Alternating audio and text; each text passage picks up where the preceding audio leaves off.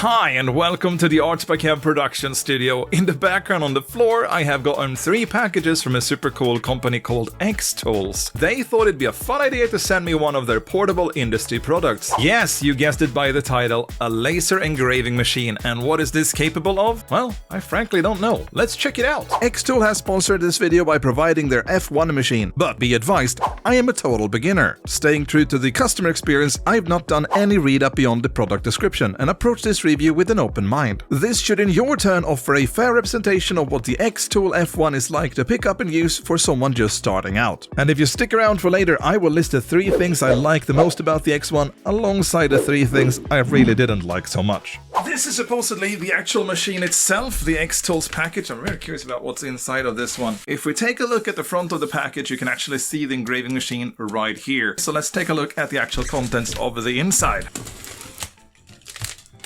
And we'll slide it up on the back side, like so. Ooh, this is intriguing. There's another box. Ooh, judging by the image, it seems to be very versatile. I've never played with anything like this, but I can already see things in my head. And now we are faced with this thing. I do wonder, could this potentially be a vent? Okay, so here we got the manual. Ooh, that's actually quite thick. I like that. Alright, so there's different languages, I suppose? Yep, there seems to be. So that's the thickness of the guide. It's just, there's more than one language in it. And this seems to be some kind of a wipe. Alright then, I suppose I can just simply pull this up. That is some good packaging. But that's not what we're here for. We're here for the contents inside, which so happens to be very neatly packaged. So this is the unit itself. And there are packages here on the side. This one contains what I believe to be the air purifying vent. This one here is heftier. Well, riddle me that. It happens to be the power converter. What more could there be? This is another pretty hefty little box. Oh. Okay. They provide you with like samples that you can engrave upon. Like, do you see that? It even has some metal components. Very intrigued to try that out. I'll leave those be in the package for now then. You know, when they reached out, I thought, what am I gonna use a laser engraving machine for? And now as I'm opening this, I can already see opportunities ahead. This is intriguing. So, what's more on the roster? This is another one of those boxes that has a power cable, and I guess a USB connector cable as well, or a USB-C or something. We'll take a look at this as well as we unpack the rest of the contents. And now for the main event, at least I believe so. There is nothing around this one that I can see. I suppose we just grab the plastic and pull it straight up into the air. Actually, I should probably just grab the handle, because that's a lot safer to do. My office be not built for unboxing large machines, so this is very nifty and nimble. Look at this. It's so tiny. I love it. Let's see if I flip it around this way. That is supposedly the way it's supposed to be. I do wonder if there's any secrets in my office you can tell by the reflections which you're not supposed to know about. Nah, don't worry about it. Ain't nothing you can see here. So there's some information here on the side as to how I'm supposed to plug some things, but I'll make sure to double, triple, and quadruple read the actual user manual before doing anything with this thing, because that thing burns stuff. You see, if this thing is capable of performing upon metal, well, I'll rather make sure to take an extra safety step. And I'll say this, the machine came packaged in this super block of foam, 2 of them actually, and all of the rest of the contents sat snug into it. Speaking of, wouldn't it be kinda great if this machine also had a different unit that could take care of those bad fumes so they don't fill your office space? Well, it's the desktop smoke purifying unit that you're supposed to connect with the tube to the back of the other machine. Oh yes, I'm just gonna get straight into it. By the way, always be careful with your knives. And easy does it. I don't want to scratch anything on the inside, so I'm just barely dipping the tip. Aha! Elusive paper on the top. Wait a second.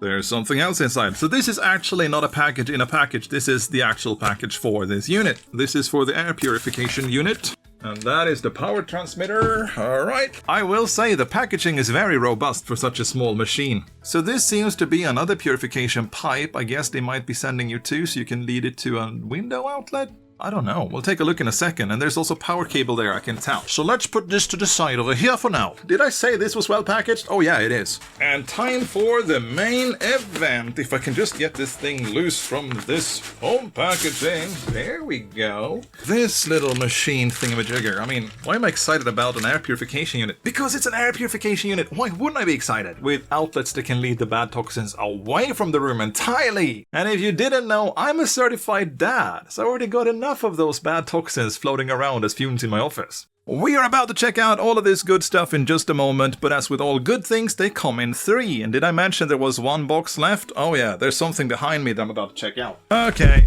Oh, Alright, what is this now? It says 15 kilos, what can I expect? Obviously there's only one way to find out. Just be careful with your knife. Why am I telling you how to cut open tape on a cardboard box? This is a video about unboxing this thing. Oh, what are you? Ladies and gentlemen and everything in between, what are these things? I have no clue really. It seems to be a slide extension. What could that mean? Rotary attachment. Ah! Okay, now riddle me this. Can you spin on that and print with this at the same time? Now, I don't know about you, but I find this intriguing. This means this machine can be connected up to probably print continuously on something that spins, which is absolutely crazy if that's the thing. I guess these are sort of the ones they're proposing. That means I don't really have to check this out until we get to that point in the testing with the machine. Nice! Need to find a good product for that. And if you got ideas, please tell me in the comments below. There's a bit more tape on this one. Let's check this thing out as well. Very peculiar indeed. Wait a second. Wouldn't you say that this looks like it's able to slide? If that is the case, this thing just became so much cooler. Alright, let's get this thing up and running. And then I took a wee bit of a look down here into the papers looking at this extension, the fun slidey boardy beat, and it appears as if it's as easy that you just simply slap it on. You lift this up and you place it there. Now, I got intrigued by these pieces right here. They are apparently clamps that you can simply apply directly onto the cutting board. And I also took the liberty to apply the measuring stock here at the top. You align it with a 0 up here, and it actually goes on a negative scale. You know, obviously 0 and 0, so you can actually measure properly where things are aligned.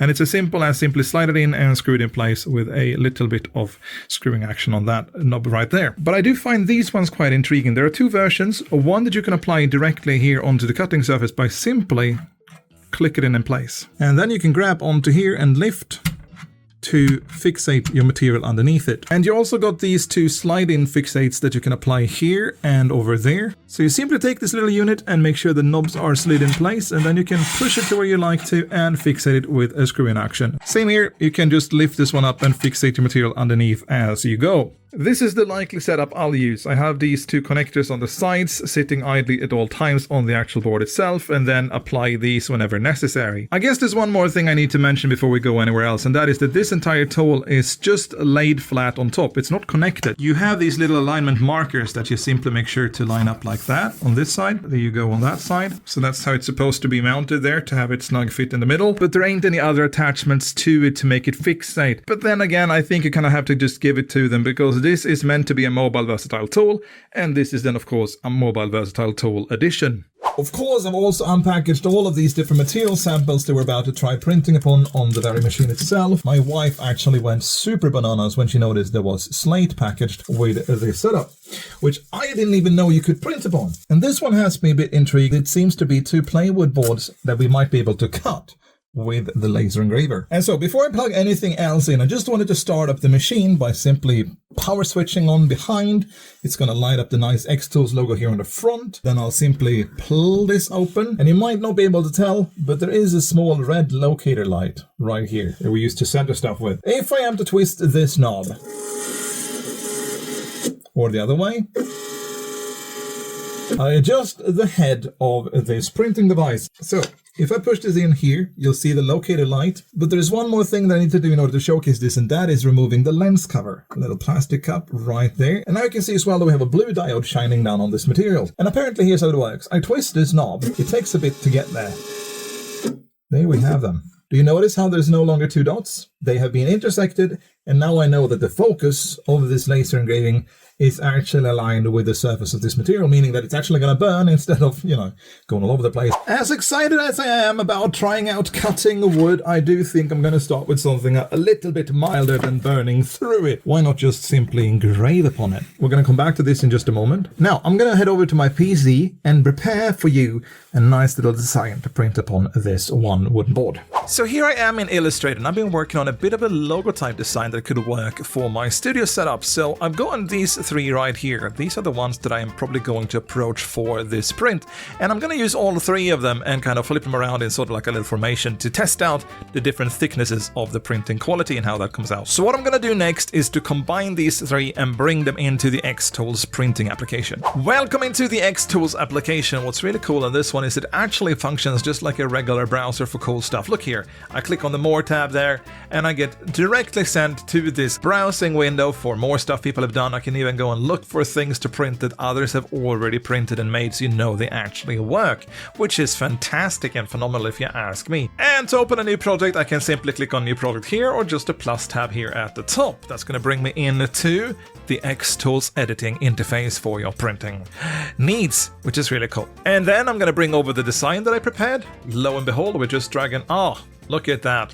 Classic issue. I forgot to bake the spline. So I'm just going to jump back into Illustrator a second and do that. And there we are. Now, something that I didn't really enjoy about this application is that I can't right-click or left-click or scroll wheel click to move the interface around. I have to actually use the hand tool down here or scroll in and out to where my cursor is pointing. So there are some ways to move around the canvas, although I personally don't find them super intuitive. Alright, so with everything converted, I've also started the fan, hence the sound in the background. We're going to do the rectangle framing first. I wonder if that is on the mark. Maybe something like that. Could that work? We'll take an outline.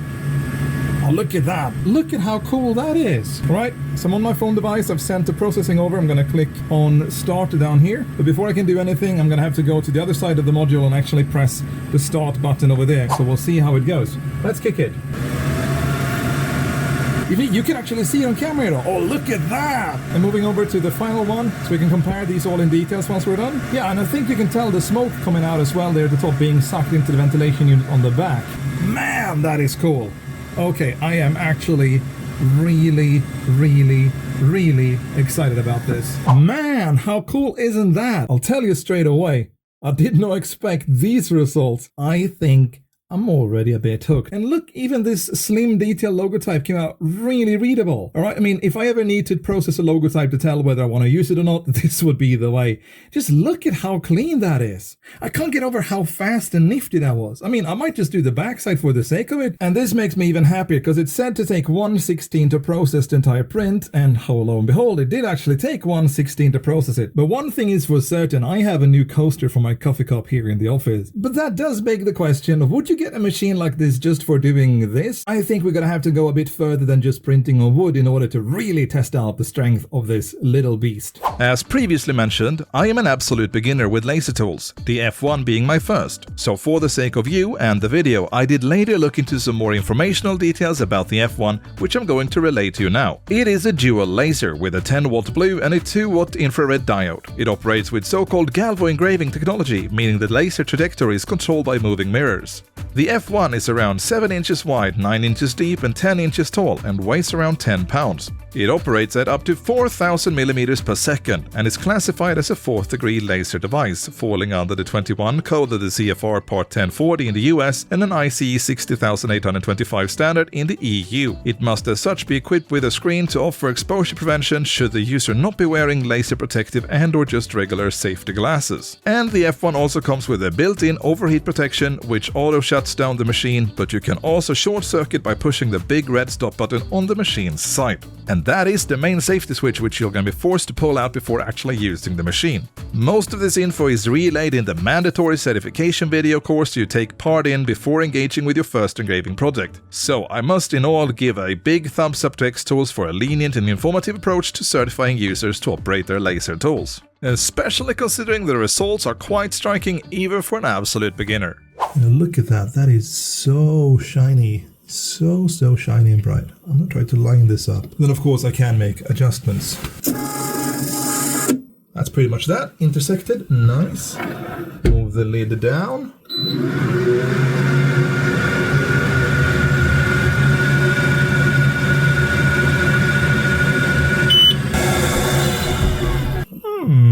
Now, in this angle you can actually begin to see it. You see the KevLabs logo, and then in the background there's supposed to be a little bit of material here. This is the outer shape of that. It's barely readable. I wonder what happens if I do a second pass on this print. And once more, activating the machine.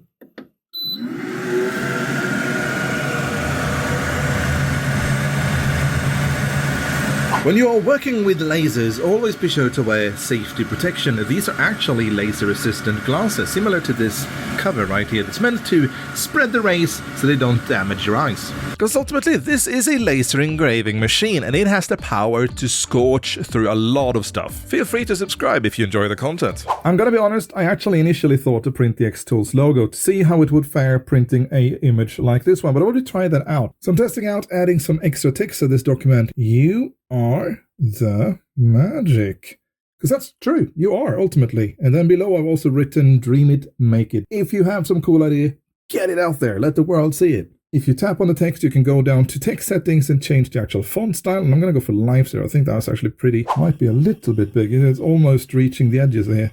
Not sure they're going to print proper. So whilst that's going, I'm just going to select everything by holding and dragging, and then scale it down just slightly, move it up to center. And doing the framing again, you can tell that that is a lot better. It's far off the edge as opposed to a second ago. And now when I'm done with that, I'm going to go down to settings, change the user-defined material to that of the rock coaster. It is really cool that they have all of the different sample materials they sent you, plus a bunch of extras as actual pre-baked settings that you can just apply to a project and then go printing straight away. And this is what it's likely going to come out as. Kev Labs looks a bit like a beer logo there. I don't mind that, even though that's not close to what we actually do. We just make cool stuff. Estimated time, 4 minutes, and I'll just click on start down there. Wait for it to process and send to the machine. Make sure that I keep an eye on it. And then let's get cracking.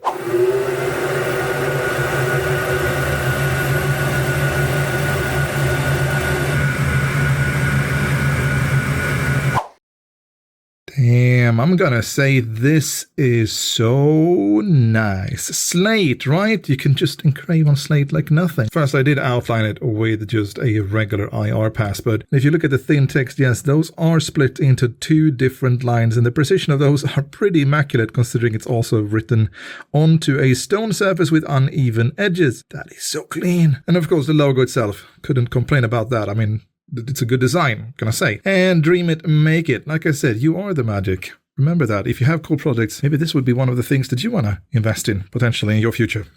This is just nice. So now when you've seen the machine operate, what are my 3 don't likes? Well, first and foremost, the smoke purifier can feel a bit noisy, even if it's a HEPA filter unit operating at only 55 decibels. This is likely a personal experience as I'm running it in a rather small room with much quieter equipment around it. So do take this statement with a grain of salt. The shield of the F1 can feel a bit friction heavy at times. Luckily, they do provide you with grease to remedy this. Just pour some along the edge and slide it up and down a few times to smoothen it up. And then there's the price tag. I did think twice before accepting to do this review, simply because I find a price point of $2,000, well, including the smoke purifier and addition of the rotary and slide extension, which I also will be exploring in 2 future videos, to be a bit jarring. But now, having tested this machine for a bit, I can confidently say it would not be hard to earn back that investment by starting or running, for example, an Etsy store with the creative endeavors you could pursue, and that comes down to the efficiency and the size of the machine. This is an industry product after all, so what then are the 3 things I love about it?